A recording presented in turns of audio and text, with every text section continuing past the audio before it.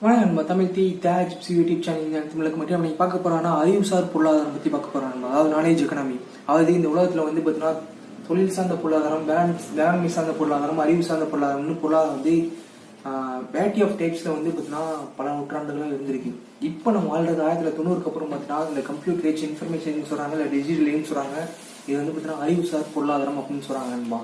அதாவது அறிவை வச்சு மட்டுமே சம்பாதிக்கிறது, ஃபிசிக்கலாக ஒர்க் அவ்வளோ இல்லாமல் அறிவு வச்சு மட்டுமே சம்பாதிக்கிறது. பெரிய பெரிய வெல் டெவலப்டு கண்ட்ரிஸ் எல்லாமே வந்து பார்த்தீங்கன்னா அறிவுசார் பொருளாதாரத்துக்கு போயிட்டு பல டிக்கெட் ஆயிடுச்சு நண்பா.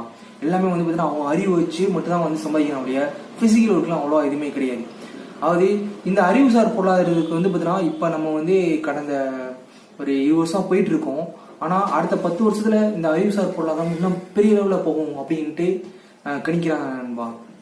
இந்த அறிவுசார் பொருளாதாரத்தில் மிக முக்கியமான டிஸ்அட்வான்டேஜ் என்னன்னா, இந்த பிசிக்கல் ஒர்க் பண்றாங்கல்ல அவங்களுக்குலாம் வந்து ரொம்ப கம்மியான சம்பளமும், இந்த அறிவுசார் ஒரு கம்ப்யூட்டர் இல்ல பேங்கிங் செக்டர் இது மாதிரிலாம் ஒர்க் பண்றாங்கல்ல அவங்களுக்கு அதிக சம்பளம் கிடைக்குது. இது வந்து ரொம்ப தவறான விஷயம். அதாவது அட்லீஸ்ட் ஒரு ரீசனபிள் பிரைஸாவது கொடுக்கணும். ஆனா பிசிக்கலா ஒர்க் பண்றவங்க ஒரு 10,000 சம்பாதிக்கிறாங்கன்னா இந்த அறிவுசார் இந்த மாதிரி ஒரு நாலேஜ் பேஸ் பண்ணி ஒர்க் பண்றவங்களுக்கு 1 லட்சம் சம்பளம் கிடைக்குது. இது வந்து ரொம்ப அதாவது ஏற்றத்தாழ்வு பயங்கரமா வந்து கிரியேட் பண்ணுது. இதனால மனிதர்கள் ரொம்ப எல்லா விதமான செக்டர்ல வேலை பார்க்குறவங்க பயங்கரமா பாதிக்கப்படுறாங்க. இதுல உள்ள மிக முக்கியமான டிராபேக் இதான் நண்பா. அதாவது ஏற்றத்தாழ்வு பயங்கரமா இருக்கு. இந்த மாதிரி இம்பேலன்ஸா இருக்கிறதால சொசைட்டியில வந்து பார்த்தீங்கன்னா நிறைய பிரச்சனைகள் ஏற்படுது. இதான் நண்பா நான் பதிவு பண்ண ஆசைப்பட்டேன். நன்றி நண்பா.